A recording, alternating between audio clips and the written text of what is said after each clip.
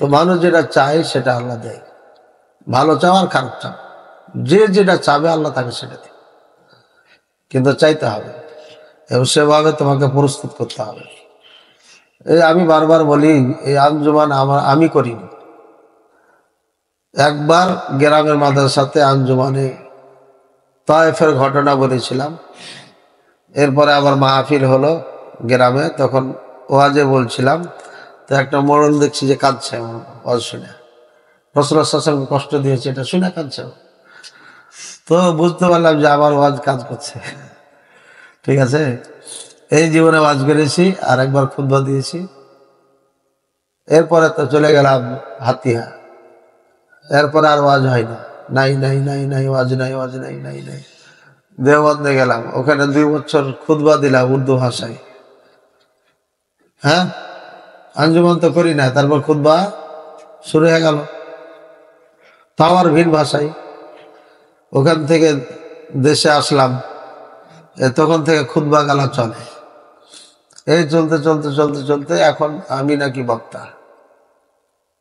কি কর বক্তা, আলহামদুলিল্লাহ। এবং বাংলাদেশের সেরা স্টেজ সেখানে আল্লাহ কবুল করেছেন, রাজশাহীর স্টেজ, এবার আবার ঢাকার স্টেজে হয়ে গেল। তাহলে বাংলাদেশের সেরা স্টেজে আল্লাহ উঠাইছেন। কিন্তু যদি আমি বক্তব্যের পিছনে দৌড়িয়ে বেড়াইতাম তাহলে স্টেজে কেউ ডাকতো না, কেউ দিত না। এই জন্য এলেম লাগবে, এলেম। আমি খুবই এলেম অর্জন করেছি এটা নয়, হ্যাঁ, বাংলাদেশের হিসাবে টুটিফাটি যা আছে আলহামদুলিল্লাহ। আর এই জন্যই সব স্টেজে উঠার আল্লাহ সুযোগ করে দিয়েছেন, তৌফিক দান করেছেন। এই জন্য এখন যারা এলেমের সাথে থাকবে একদিন তোমাকে এই এলেমে উঠিয়ে দিবে ইনশাআল্লাহ। কার আলোচনায় কি উপকার হবে বলা যাবে না। আমি 2 জনের আলোচনায় আমার গতি চেঞ্জ করেছিলাম। ডক্টর ইলিয়াস রাহিমাহুল্লাহ প্রথম বক্তব্য শুনি আলাদিপুরে, ওনার জীবনী বলছিলেন। ঠিক আছে, কিভাবে উনি লেখাপড়া করেছেন, তারপরে আমেরিকায় গেলেন, ওখানে কিভাবে তার রোল নাম্বার 1 হলো, অ্যাওয়ার্ড পেলেন, পুরস্কৃত হলেন, এইসব ঘটনাগুলো উনি বলছিলেন। তো তখন আমার মনের মধ্যে একটা পরিবর্তন আসছে যে আমাকে লেখাপড়া করতে হবে, আরো ভালো করে করতে হবে। এরপরে আব্দুল মতিন জিহাদি রাহিমাহুল্লাহ 2 জনই মারা গেছে। উনি এক বক্তব্যতে বলছেন, এই বেটা তোমরা একবার করে লেখাপড়া করো, মিজান 1 বছর, নাবিবির 1 বছর, হেদায়েতুল ধুমধাম করে দাওরা পাস করে আসো, আসার পরে যখন পড়াইতে দিই তো রাত 12টা 1টা পর্যন্ত মোতালা করো, রাত্রে ঘুমাইতে পারো না, তখন ওই ক্লাসে যে এই তো ঘুমাইবে না, পড়াইবে। আর আমি মিজান পড়েছি 3 বার, হেদায়েতুল পড়ে, নাবিবির পড়েছি 3 বার, হেদায়েতুল 2 বছর 2 বার, কাফিয়া 2 বার, এরপরে বাকি গেল 1 বছর, বুখারী 2 বার। এবার বলবো, তাই বললাম যে এত যদি পারে তা আমি পারবো না কেন? সব বাদ দিয়ে আবার গোড়ার থেকে পড়তে লাগলাম। এই গোড়ার থেকে পড়ার কারণে আল্লাহ বরকত দান করেছেন, আলহামদুলিল্লাহ। তো সুতরাং কার বক্তব্যে চেঞ্জিং আসবে এটা আল্লাহ ভালো জানে, তবে চেঞ্জিং এর মতো বক্তব্য এখানে হয় না, এখানে হয় না। এই জন্য যে এসব বিষয়ে আলোচনা খুব কম হয়, এখানে সাধারণ মানুষকে সামনে রেখে আলোচনাগুলো হয়।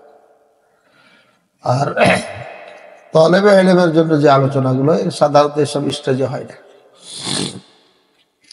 সংক্ষিপ্ত সময়ের মধ্যে কিছু দিক নির্দেশনা দেওয়া হয়, তৈরি করতে হবে, হ্যাঁ, ইলমের বলে বলিয়ান হতে হবে, আলেম হতে হবে, এইসব কথাগুলো চলে আসে।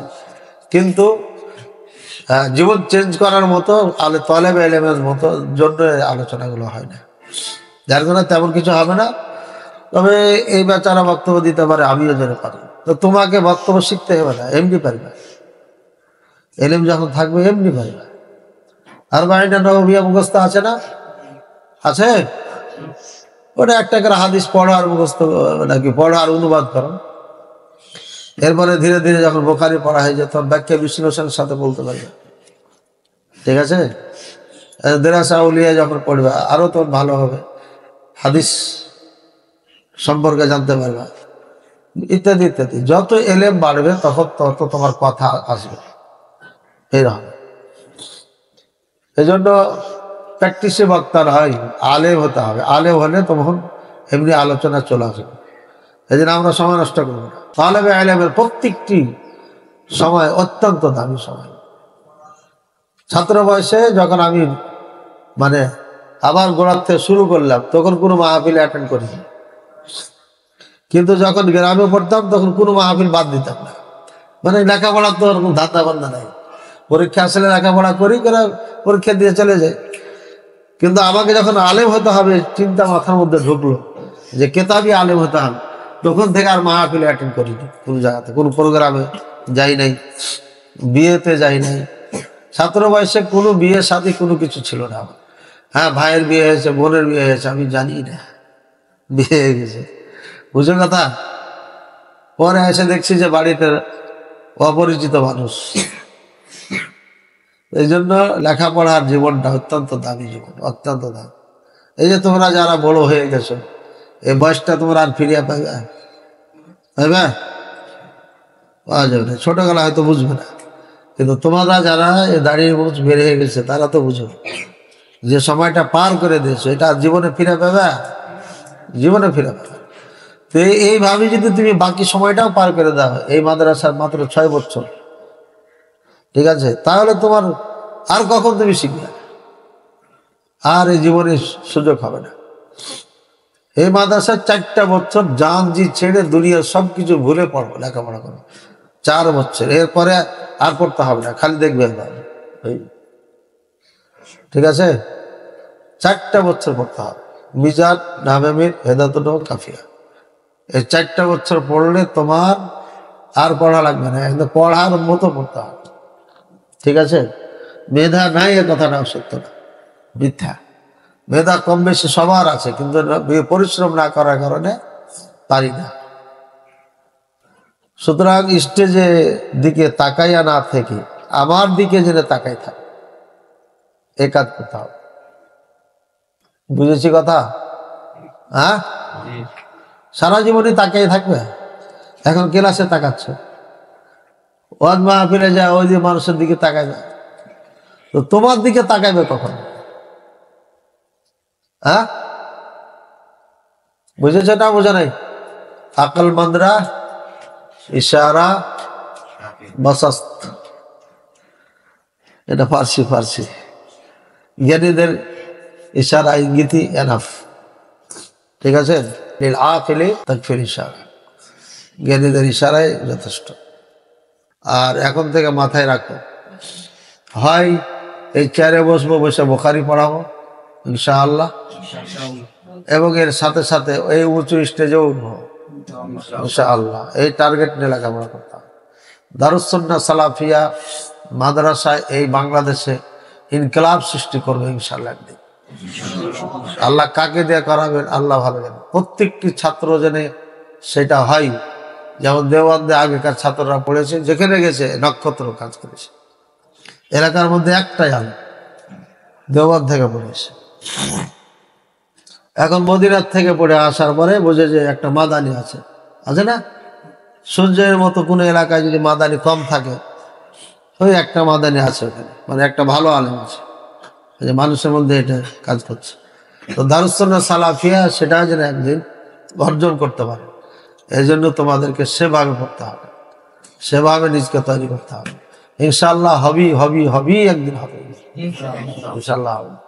ভাড়া বিল্ডিং এ আল্লাহ শুরু করাইছেন, দোয়া করেন। আমাদের খুব কাছের ভাই, আমার প্রিয় ভাই সাথে আছেন, উনি একজন মাদ্রাসা হিতাকাঙ্ক্ষী প্রথম থেকেই। আল্লাহ যেন ওনাকে আরো বেশি বেশি কবুল করেন, বলো আমিন, আল্লাহ আমিন। আর সাহেব বলেছেন, তোমরা বাবার থেকে কি ইতিহাস শুনবে, যে বাবা আপনি জীবনে কি করেছেন, একটু ইতিহাস শুনবে। আর যারা চোখে দেখতে পাইছো এখন, তা তো দেখতে পাইছো, কার বাবা রিক্সা চালায়, কার বাবা খেতে কাজ করে, হ্যাঁ, কার বাবা প্রতিষ্ঠানে চাকরি করে। প্রতিষ্ঠানে চাকরি করে বলে যে খুব আরামে তা না, একটা মানুষকে টাইম টু টাইম এখানে ডিউটি করতে হয়। তাহলে শিক্ষকদেরকে সব কিছু বাদ দেওয়ার টাইমে এখানে আসতে হবে, টাইম টু টাইম পড়িয়ে আবার যেতে হবে। এটা যেমন তেমন একটা কথা। এই যে মেনটেন করে চলা, নিজকে এক জায়গাতে বন্দি রাখা, এটাও খুব কঠিন। এই সব কঠিন কাজগুলো বাবারা করে সন্তানদের জন্য, এটা বুঝতে হবে। সীমিত ইনকাম দিয়ে তোমাকে লেখাপড়া করাচ্ছে, এখানে সীমিত ইনকাম, প্রত্যেকটি বাবার সীমিত ইনকাম। এখানে কেউ কোটিপতি সন্তান নাই, ঠিক আছে? সবাই সীমিত ইনকাম দিয়ে বাচ্চাকে পড়ায় এখানে, যে আমার ছেলেটা একটা আলেম হবে। মুখলেস মাদানী মাদ্রাসায় দিয়েছি, মুখলেস মাদানী যেমন হজ করে বেড়াচ্ছে, আমার ছেলে ওটা জেনে করে, ঠিক আছে? এই সব আশাই তো দিয়েছে না। এই জন্য বাবার দিকে দেখবা, মা কলিজার টুকরা সন্তানটাকে, ছোট ছোট বাচ্চা, তোমরা একদিন ছোট ছিলে বড় গেলা, যে মাদ্রাসা পাঠাই দিয়েছে। এখানে অনেকে আছে বাপের একটাই বেটা, আছে না ধনী? এখানে একটা ছেলে আছে যাকে চিনি আমি, 20 বিঘা বাবার জমি, 20 বিঘা জমি আছে, একটা ছেলে একটা মেয়ে দিয়ে রেখেছে, একদম প্রথম থেকে পড়ছে। আরো অজান্তে আমাদের আছে, ওদের বাসায় গেছি বলে জানি, ঠিক আছে? এই যে এরকম অনেকই আছে যে কলিজার টুকরা সন্তানকে এখানে দিয়েছে পড়ার জন্য। সুতরাং বাবা মার দিকে চেয়ে নিজকে সময় ব্যয় করতে হবে, যাতে বাপ মার মুখ উজ্জ্বল হয়। আর এই সময় যদি হারিয়ে যায়, জীবনে আর ফিরে আসবে, জীবনে ফিরে আসবে। হ্যাঁ, এবার তিনটা না চারটা বলেছিলাম, বলো। 1 নম্বর, এখন যদি বাপ মার থেকে দূরে থাকো, পরে কাছে থাকতে পারবে। বাপ মা যা আছে ফ্যামিলির থেকে, ঠিক আছে? তো এখন ফ্যামিলির থেকে দূরে আসো, এখন দূরে থাকলে পরে কাছে থাকতে। তারপর এখন যদি বইকে সময় দাও, পরে আর দিতে হবে না, মানে এটা তো পারবো, তাহলে একটু দেখবে পড়াইতে হবে, আর না হলে রাত 12টা পর্যন্ত মোতালা করতে হবে। কয়টা হলো? 3 নম্বর, এখন যদি বন্দী থাকো, পরে মুক্ত থাকতে পারবে। মুক্ত, বুঝেছো না? এখন যদি বন্দী থাকো, পরে কি মুক্ত থাকতে পারবে। চাই এখন মানো তো পরে তোমাকে মানবে, এখন যদি তুমি মানো তাহলে তোমাকেও মানবে। বুঝেছি কথা? কাজে মানো, সামাআন ওয়া আল্লাহ তাআলা আমাদের সবাইকে তৌফিক দান করুন। ওয়া সাল্লাল্লাহু আলা নবিয়িনা মুহাম্মদ ওয়া আলা আলিহি ওয়া সাল্লাম। সুবহানাকাল্লাহুম্মা ওয়া বিহামদিকা আশহাদু আল্লা ইলাহা ইল্লা আনতা আস্তাগফিরুকা ওয়া আতুবু ইলাইক।